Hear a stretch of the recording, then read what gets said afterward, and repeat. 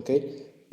Hay varios temas en Jonás, no sé si recuerdan que se había mencionado que en Jonás, en el libro completo como tal, hay varios temas que están presentes. Dentro de ellos, algunos cuantos es soberanía de Dios, la providencia, la compasión de Dios, el amor, su dominio, ¿sí? Y entonces, en la porción de hoy, que si se dan cuenta estamos repitiendo un versículo, vamos a ver un poquito sobre esta parte de la providencia de Dios, sobre esta parte del corazón del hombre y sobre esta parte de la soberanía de Dios, ¿sí? Entonces, si me acompañan para leerlo, te repito, estoy leyéndolo en la versión NBLA, entonces si te suena diferente es por eso. Dice: Jonás se levantó, pero para huir a Tarsis, lejos de la presencia del Señor, y descendió a Jope. Encontró un barco que iba a Tarsis, pagó el pasaje y entró en él para ir con ellos a Tarsis, lejos de la presencia del Señor. Pero el Señor desató sobre el mar un fuerte viento y una tempestad tan grande en el mar que el barco estuvo a punto de romperse. Y ya, hasta ahí dejamos. Entonces vamos a seguir viendo esta misma narrativa, pero ahora vamos a ver que el curso de acción de Jonás está determinado a pecar. Si recuerdan, en la edición pasada veíamos esta parte donde Jonás se levanta y como que parece que va a obedecer. O sea, Dios le dice, haz esto, y entonces Jonás dice, voy para allá. Sí. Y entonces te das cuenta que el corazón de Jonás ya estaba desviado, ya estaba desenfocado.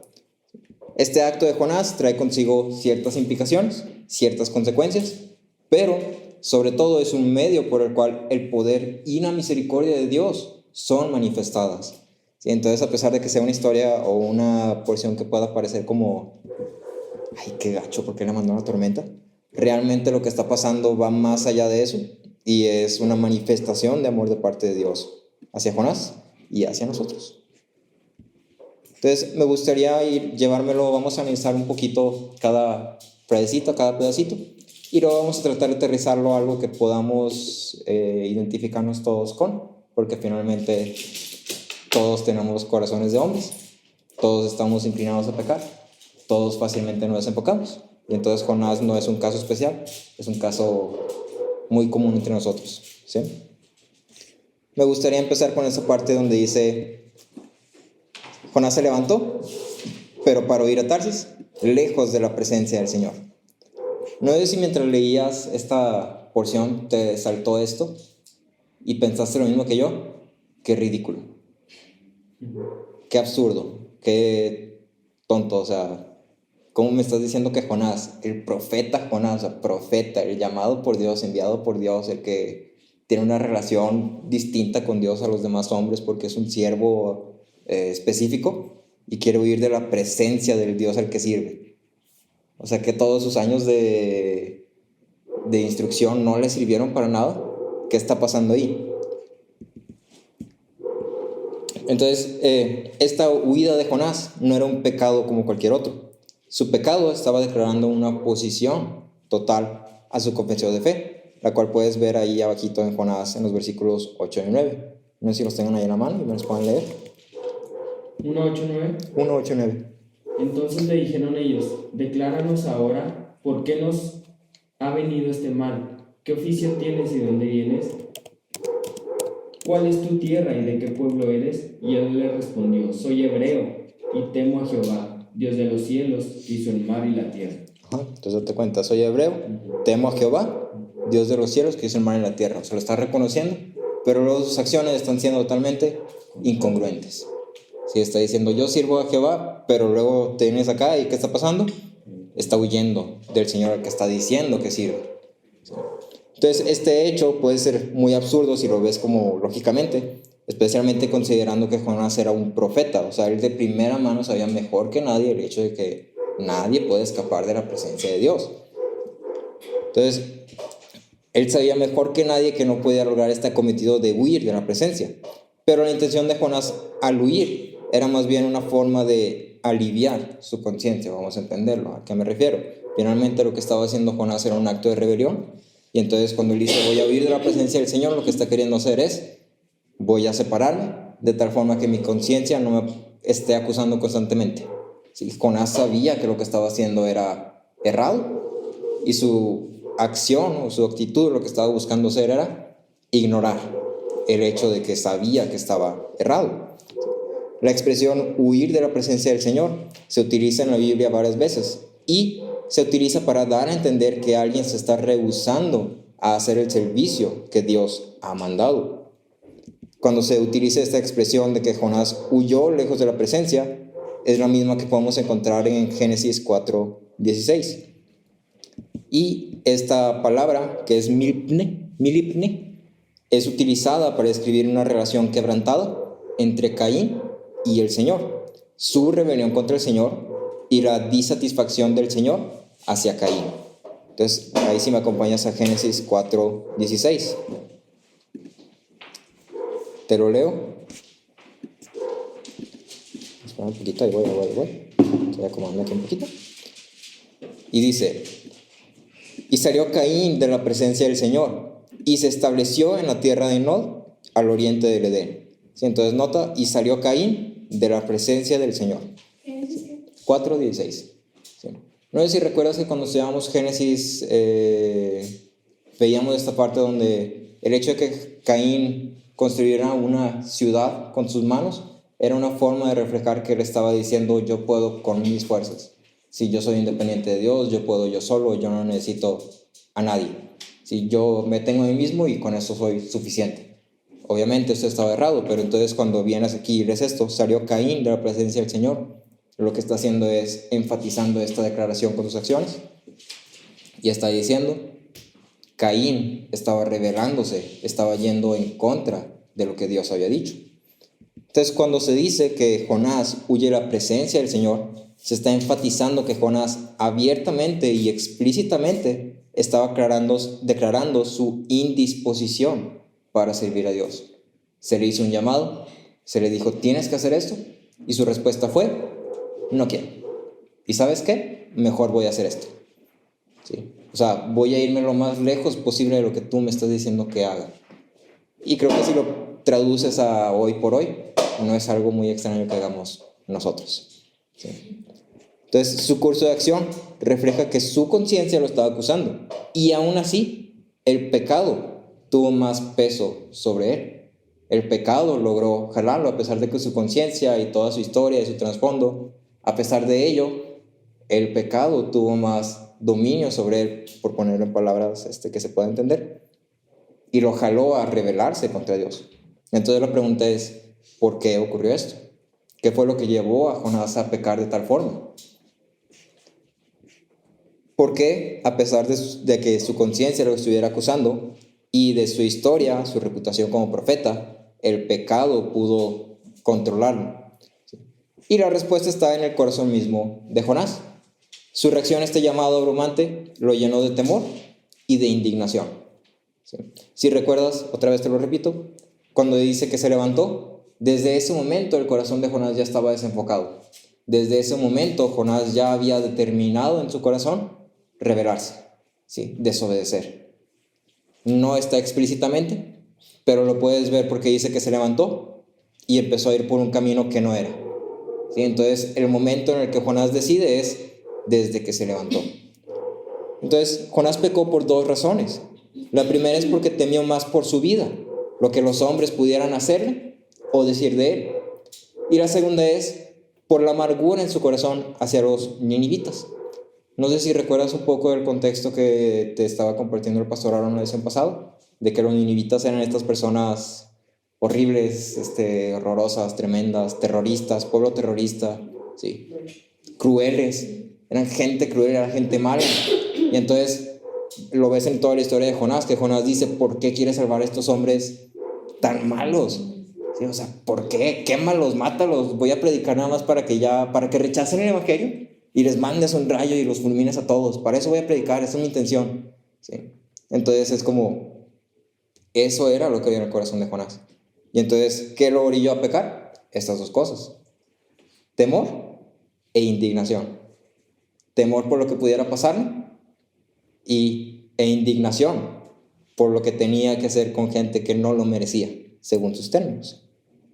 Sobre esto, Calvino menciona: muchas de las cosas pueden venir a nuestras mentes cuando el llamado de Dios nos parece demasiado pesado. No hay ninguno de nosotros, cuando el servicio se va a realizar a Dios, que no rodee esto y que en su mente pregunte, ¿cuál será el problema? ¿Cómo llegarás al lugar donde esperas estar? Mira qué peligros te esperan. ¿Sí? Es decir, cuando Dios te llama a hacer algo, generalmente lo que pensamos es, qué difícil, ¿sí? Qué complicado, qué miedo, ¿sí? ¿Qué van a decir de mí? ¿Qué me va a pasar? Si batallamos en decir, tienes que compartir el evangelio a tu amigo que has conocido desde 5 años y que te dijo que no le interesa nada eso el cristianismo. Y, ay, no, es que no me va a escuchar. Ay, no, es que luego sí me ve feo. Ay, no, es que luego sí no me quiere. Y luego sí se enoja. Si les corto. Y ahora llévatelo un poquito más allá. Imagínate a alguien, imagínate que Dios te dice, sí, ve a China de misionero. Sí, y pon tu vida en riesgo por el evangelio. Ay, no, es que si me ven feo. Ay, no, es que ¿qué van a decir de mí? No hablo chino. No hablo chino. Sí. Pero finalmente es, en cosas tan pequeñas batallamos, es complicado. Imagínate en algo, en esto que Jonás estaba presentando. Si ponte en sus zapatos. Velo como el hombre que era. Finalmente le está diciendo, ve a predicar a este lugar donde, si algo seguro, es que estás en peligro. No que regreses, no que te entiendan, no que te escuches, pero si algo es seguro es que estás en peligro. Si tu vida está en riesgo, tú estás en riesgo. Entonces no es sorprendente ver que Jonás se llenara de temor, siendo un hombre. Es evidente, al ser presentado con tal cargo, que el corazón de Jonás reveló sus afectos a través de sus acciones. Su corazón, si a lo mejor estaba solo un poquito desenfocado, se veía solamente un poquito de indignación, se veía solo un poquito de nervio, de ansiedad, de temor, cuando se le dio este cargo, fue llevado a desencaminarse por completo, ¿sí? Con un poquito que hubiera ahí. Por circunstancias como estas, es que somos constantemente llamados a examinar nuestros corazones. Con solamente un poquito de duda, podemos ser llevados a huir de la presencia del Señor, ¿sí? A rechazar el cargo que Dios nos ha llamado a hacer. Sí, no te estoy diciendo que a cada uno específicamente le dio un cargo, el cargo para todos es el mismo, ¿sí? Pero solamente con un poquito de duda, con un poquito de indignación, podemos huir de la presencia del Señor, podemos rebelarnos. Puedo yo decir, es que a él no le invito a la iglesia porque no se lo merece, él no merece la iglesia. O puedo yo decir, no, es que no le predico porque qué miedo. Si no le quiero decir a mis papás del evangelio porque luego, ¿qué tal que mi mamá ya no me hace de comer? Entonces, Calvino nuevamente comenta, todos huyen de la presencia de Dios, quienes no cumplen sus mandamientos voluntariamente. El no hacer lo que Dios te manda que hagas ya es huir de su presencia, ya es rebelarte en contra de Él. ¿Cómo vamos a saber qué nos manda Dios que hagamos? A través de su palabra. Todo lo que somos llamados a hacer está en su palabra, en todas las cosas, en todas las áreas de nuestras vidas. ¿Sí? Iglesia, casa, familia, responsabilidades, trabajo, escuela, todo, absolutamente todo. ¿Sí? Y tal vez no lo vas a encontrar explícito, pero vas a encontrar los fundamentos necesarios para que puedas saber qué es lo correcto por hacer a la luz del evangelio. Debemos de reconocer la facilidad con la cual nuestros corazones pueden caer en pecado y atender humildemente a los medios de gracia que Dios nos ha provisto. Mateo 26:41 dice, velen y oren para que no entren en tentación. El espíritu está dispuesto, pero la carne es débil. Es un versículo que ya yo creo que todos conocemos a cierto punto, pero finalmente te está dando aquí, te está ejemplificando dos medios de gracia. Velen y oren. Estén atentos y en oración. ¿Sí? ¿Cuáles son los medios de gracia? Biblia, oración, iglesia, Santa Cena, bautismo en su caso único. No, es una vez. La adoración es también un medio de gracia. ¿Sí? La alabanza es un medio de gracia. Hay ocasiones donde tal vez no sientes el orar porque no puedes o no sientes. Canta una canción, ¿sí? Por música y ahí, no sé, abre tu corazón, ¿sí? Finalmente, todos estos son medios de gracia que Dios ha provisto a nosotros para ayudarnos cuando estamos en esta situación, que todos estamos porque somos hombres. Por otro lado, vemos que estas acciones que son narradas que Jonás tomó muestran esta decadencia de obediencia a rebelión.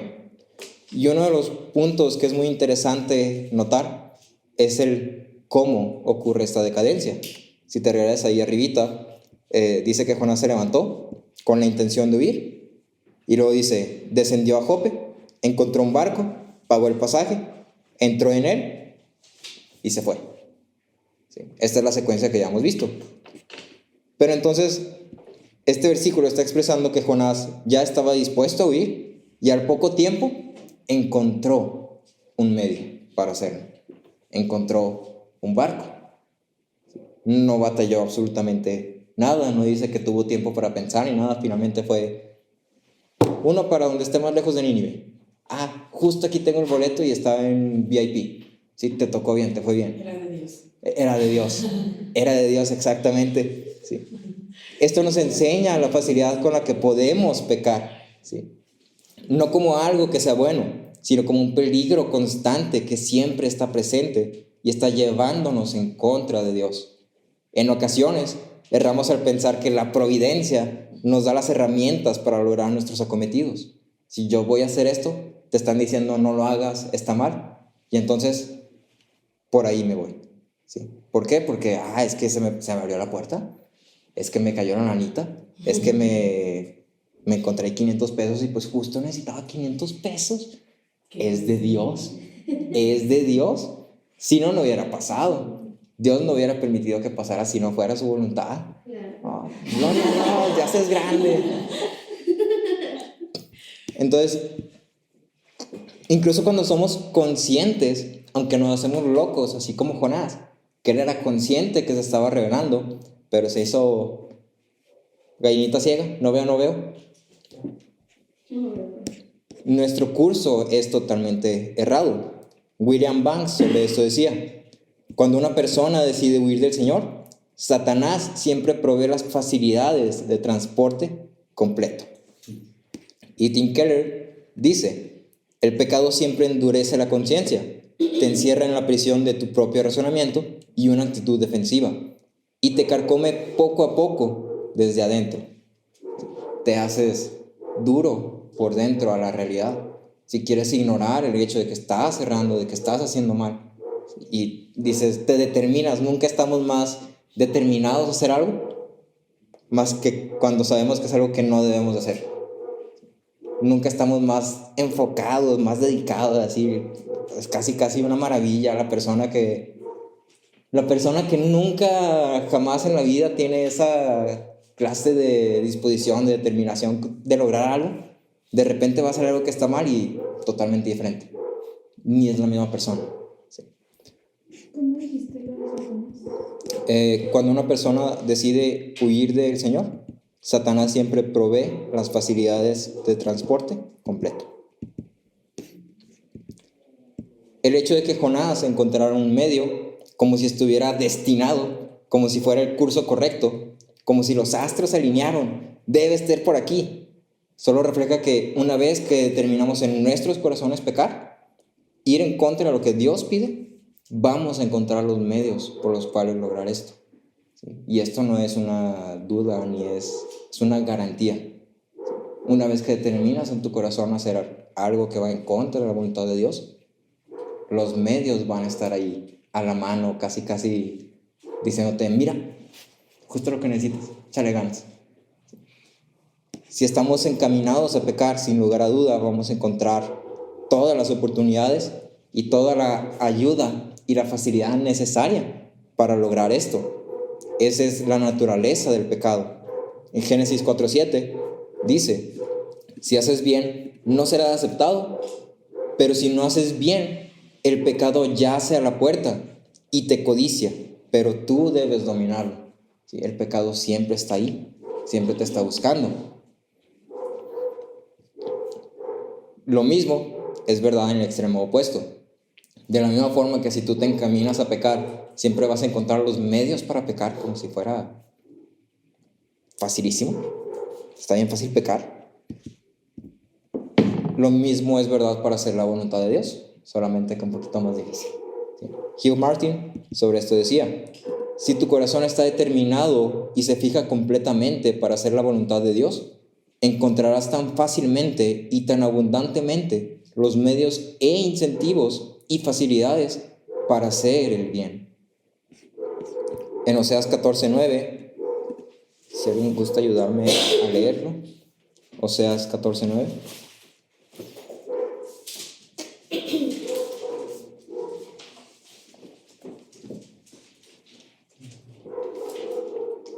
Dice, ¿quién es sabio que entienda estas cosas?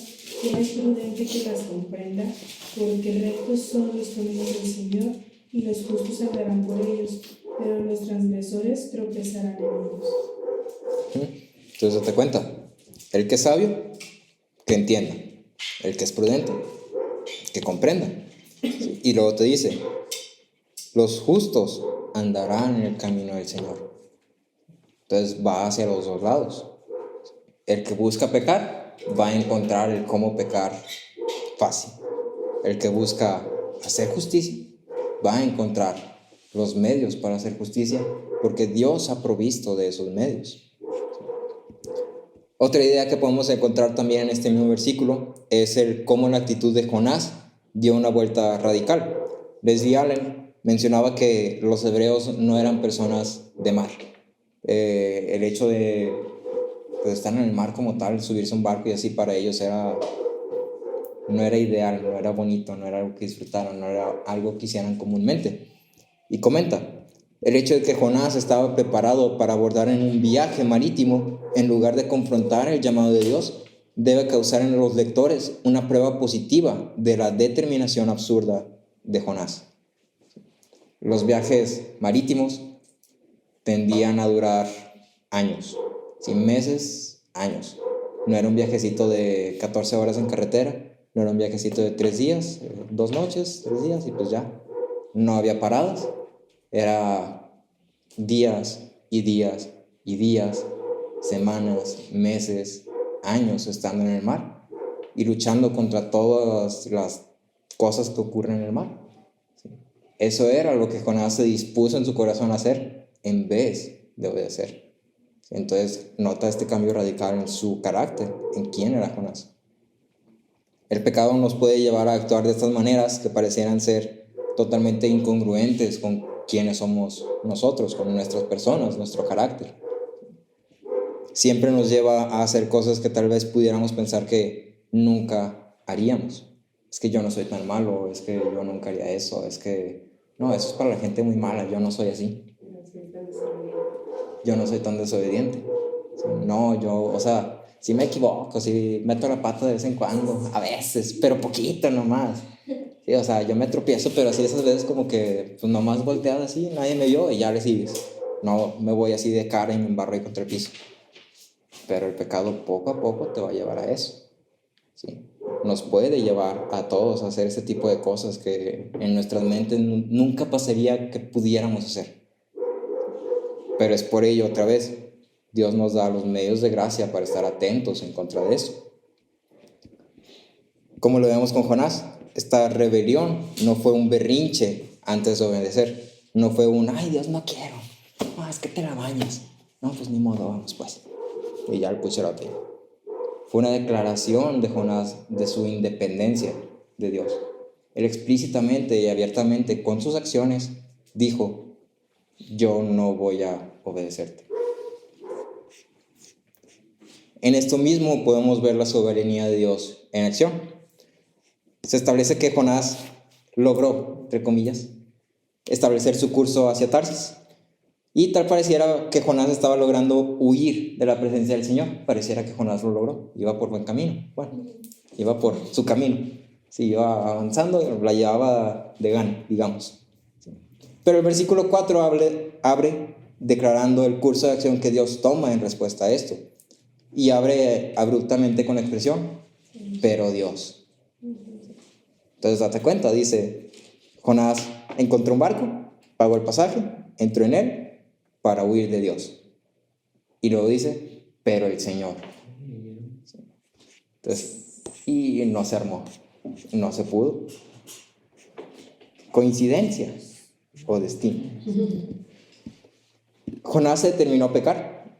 Su rumbo ya había sido establecido y parecía que no había marcha atrás, pero Dios actuó. Esta estructura tiene un orden muy interesante y distinto en el uso hebreo, porque coloca primero el sujeto y luego el verbo, cosa que en el hebreo generalmente es al revés. Primero va el verbo y luego el sujeto. Y esto lo que busca hacer es dar énfasis en quién es el que está haciendo algo. Es decir, está poniendo el énfasis en el sujeto, está poniendo el énfasis en que Dios intervino. Jonás pudo mostrar todos sus deseos y afectos y tuvo la oportunidad de ir en camino a sus deseos. Cuando el éxito estaba a la puerta, éxito entre comillas, Dios interviene para demostrar la futilidad de las acciones de Jonás. La soberanía de Dios es manifestada en este versículo en dos aspectos. La primera es que, a pesar de esta decisión de Jonás de rebelarse, Dios lo reencamina a cumplir su voluntad. Y la segunda es que la forma en la que hace esto es por medio de su control sobre la creación.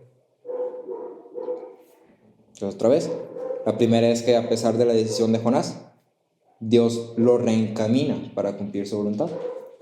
La segunda es que esto lo hace a través del control sobre su creación.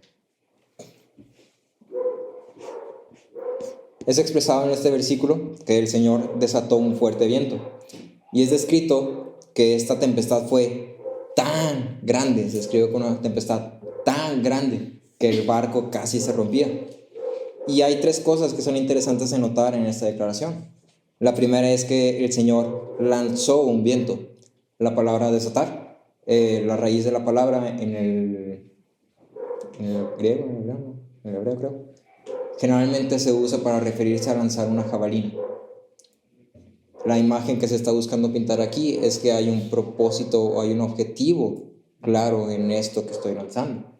Si no es como un, te vas, ahí te va. Hay un propósito claro de parte de Dios al lanzar esta tormenta.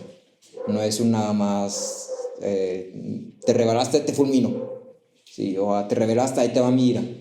Hay un propósito, hay un objetivo, hay un blanco, y por eso se usa esta imagen de una jabalina. Si la jabalina se debía aventar con precisión. La tormenta es descrita como algo tan grande que el barco amenazó con romperse.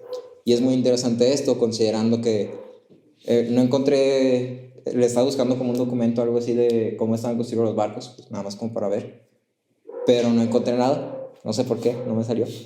Pero es interesante ver esto a la luz de que finalmente el mar y el viaje en mar era algo muy común. Lo que quiere decir que los barcos estaban construidos de tal forma que debían soportar tormentas de mar, porque eran cosas comunes, o sea, no era nada fuera normal que estuvieras tú en un viaje en un barco y de repente se desata una tormenta. Y es normal. Y entonces cuando te está diciendo esto, lo que te está diciendo es, esta tormenta que Dios lanzó no era cualquier cosa, ¿sí? No era una tormentilla ahí de mar como la que cualquier otro barco pudo padecer o pudo estar en. Había algo diferente. Y si te vas al versículo 5, un poquito más adelante, vas a darte cuenta que incluso los marineros, los que estaban ahí, reaccionaron de una forma religiosa. No reaccionaron de una forma lógica. Ellos, de cierta forma, de una forma u otra, ¿cómo? No sé, pero se dieron cuenta de que había algo diferente en esa tormenta en la que estaban. No era una tormenta normal. Por otro lado, la segunda cosa interesante de notar en esta declaración es el dominio de Dios sobre la creación. Esta es una idea un poco secundaria al texto, pero está aquí presente. Sobre esto, Hugh Martin comenta: la mano del Señor es reconocida, La tormenta no se atribuye a los elementos de la naturaleza, sino al Dios de la naturaleza, a aquel que está sobre todo y sobre todos. Él ha establecido leyes en la naturaleza, pero no pueden administrarse a sí mismas. El legislador las administra, o sea, Dios. Pero mientras la regularidad perfecta impregna toda la naturaleza, y así el hombre puede contar con un orden constante de progresión con respecto a día y noche, verano, invierno, cosecha, siembra. Seguramente esto no es para excluir la acción superior y suprema de un Dios vivo y personal que supervisa y dirige todo. Es decir, incluso en esta tormenta, en esta acción sobre la creación natural, puedes ver la mano de Dios que está sobre todo. Y la tercera cosa interesante de notar es que Dios no obró de forma inmediata. Pudo muy fácilmente haber sucedido que Jonás no encontró bien. Se acercó a la... ¿Me da un boleto para aquí? No, hijo, nomás hay para Nínive. ¿Y ya? No sé, para mí.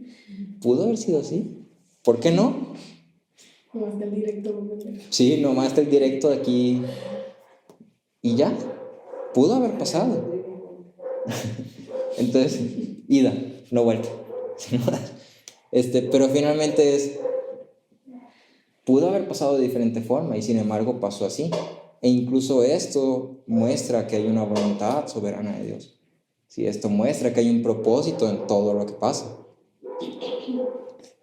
El Señor puede permitirse el lujo de esperar. Podemos pecar contra Él y puede parecer que no pasó nada. Estamos bien. Sí, me rebelé, pero Diosito no se dio cuenta. O no me vio. Estoy chiquito, no me ve.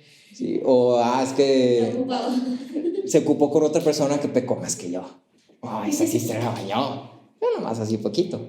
Sí, puede parecer. Y creo que muchas veces en nuestras mentes pensamos esto. Pensamos que, pues sí pequé, pero pues, chiquito. Yo creo que Dios dijo, pues está chiquito, no pasa nada. Se la paso, se la perdona así. Pero a lo largo del camino hay un castigo que está cubriendo ese pecado o esa rebelión. Aun cuando pareciera ser que nos salimos con la nuestra, Dios no excusa la rebelión y tenemos por seguro que no la va a pasar por alto. De la forma que Jonás, por su rebelión, fue forzado a pasar por una gran tormenta, esto es algo que a cualquiera de nosotros nos puede ocurrir. ¿Sí? Y esto es una verdad que debería causarnos dos sentimientos. El primero es temor y el segundo es consuelo. No significa que toda dificultad que viene a nuestras vidas es castigo por algún pecado en particular. La Biblia no afirma que toda dificultad es resultado del pecado. De hecho, al contrario, la Biblia afirma que hay muchas dificultades que se presentan no por nuestro pecado, sino porque vivimos en un mundo corrompido por el pecado. Entonces, muchas dificultades no es que tú hayas hecho algo mal, y esto es un caso claro que puedes ver con Job. Si hay situaciones que pasamos y que no es porque hayas pecado, simplemente es porque pasan. Hay situaciones que ocurren porque no es que hayas pecado, porque Dios así quiso que pasara, con un propósito específico.